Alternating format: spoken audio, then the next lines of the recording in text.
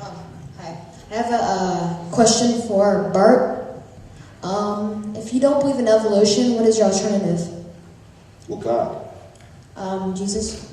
Yes. What's your alternative? I can't think of one. I know that evolution is definitely out because there's no evidence. There's no evidence for it, and by our observations, it's impossible. There are no human observations of anything increasing in complexity through random forces.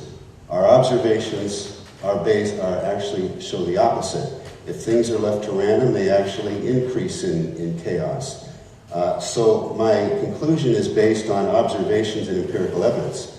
We know that it takes a hand or some kind of designer to make things that are complex. Life is a complex, interacting machine.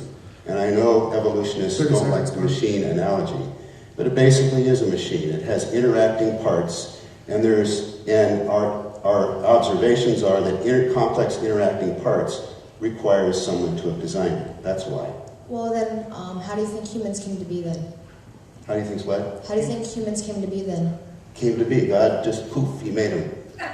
So you take proof God made them rather than some scientific proof?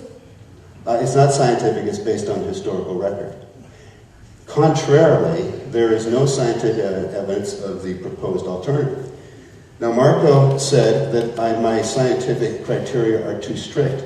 The scientific criteria were proposed to me by an evolutionist who collaborated with me on my book, who introduced me to Karl Popper's requirements for science, testability, empirical evidence.